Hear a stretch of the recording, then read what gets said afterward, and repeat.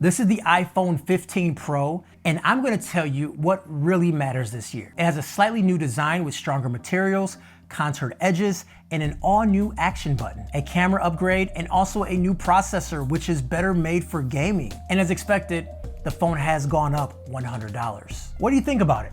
I'm Kevin the Tech Ninja, and let's talk all about it. The iPhone 15 Pro and Pro Max was just announced, and it will be available to pre-order this Friday. It will be shipping out the following week. Build-wise, there are a few changes. First of all, we have that stronger and lighter material. Apple mentioned it's the strongest strength to weight ratio, period. And also Apple said it has the same materials used that NASA's using for the Mars rover, which is a fun fact, I guess. So the 15 non-Pro got a big upgrade on display, but the 15 Pro did not get an upgrade on display.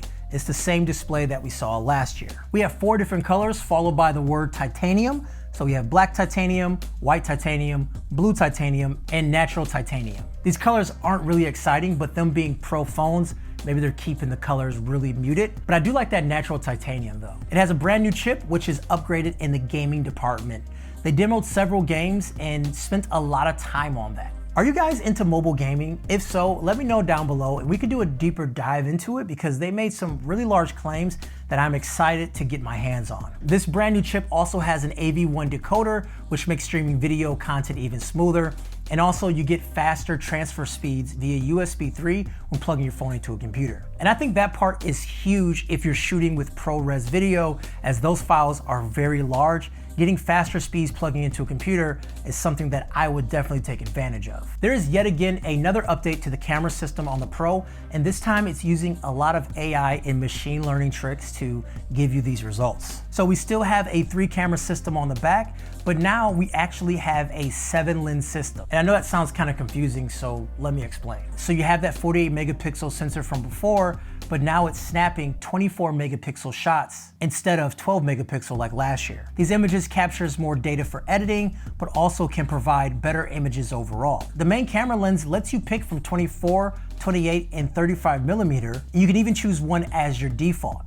Now these aren't popular focal lengths for camera nuts like me. I get very excited about that. I'm currently shooting at 35 millimeters right now, and having the ability to make my iPhone a 35 millimeter camera by default is something that really excites me. The main camera also supports 48 megapixel Pro RAW and also 48 megapixel HEIF images for 4 times the resolution. The Pro camera system also has that 3x zoom from before, but the Pro Max now has a 5x zoom, which is equivalent to 120 millimeter. Now, obviously I didn't get a chance to test it fully, but I took a picture of this guy from across the room and the zoom level looked really good.